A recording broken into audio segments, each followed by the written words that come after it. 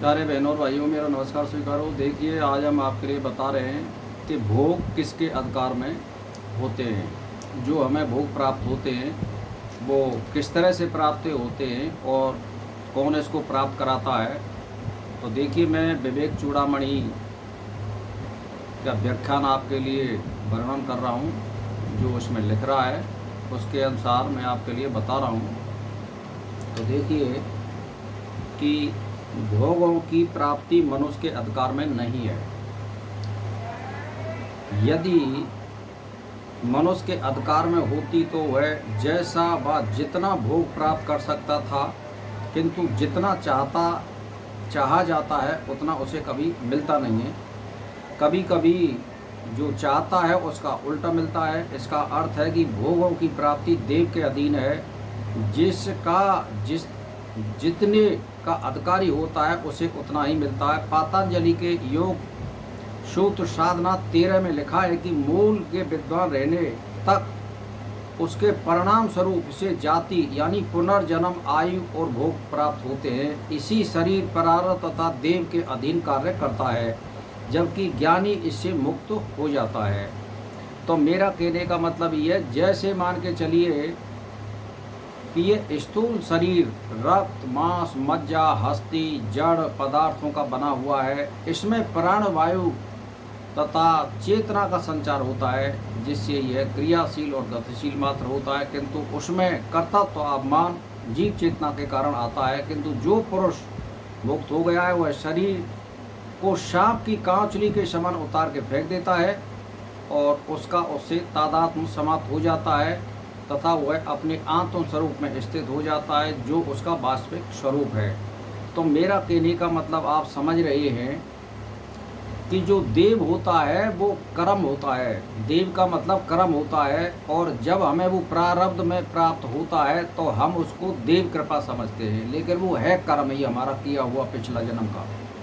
तो मेरा कहने का मतलब यह, जैसे जल के प्रभाव से लकड़ी ऊंचे नीचे स्थानों पर बहा ले जाई जाती है, उसी प्रकार देव के द्वारा उसका शरीर समय अनुकूल भोगों को प्राप्त करता रहता है। जैसे जहाँ के भोग प्राप्त होते हैं वो अनायास प्राप्त होते हैं, और जो योगी होता है वो अनायास जो भोग प्राप्त होते हैं उनको प्राप्त करता है, और जो प्राप्त नहीं होते हैं उनकी वो चाह या इच्छा नहीं करता है। गृहस्थी में और विरक्त में और साधना करने वाले में यही अंतर होता है। मुक्त पुरुष का शरीर प्रारब्ध कर्म से कल्पित वासनाओं तथा संसारी पुरुष के समान नाना भोगों को भोगता है।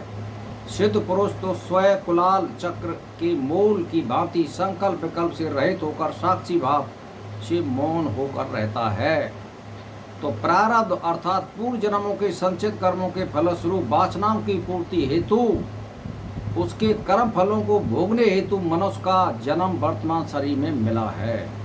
यानी सबके जितने पशु पक्षी है, कीड़ा पतंगे, ये सब प्रारब्ध के भोग को भोग रहे हैं। तुम्हारे कर्मों के अनुसार जैसे मान के चलिए जिसको भोग प्राप्त होते हैं, मान सम्मान प्राप्त होते हैं, तो धन संपत्ति वैभव और प्रतिष्ठित परिवार में आपका जन्म मिलेगा, और उसी हिसाब से जाति और वर्ण प्राप्त होगा आपको, क्योंकि मान सम्मान का मामला है। और जिसके कर्म के अनुसार जो जिसकी वृत्ति होती है वो उसी के अनुसार परमात्मा उसको माँ जन्म देता है।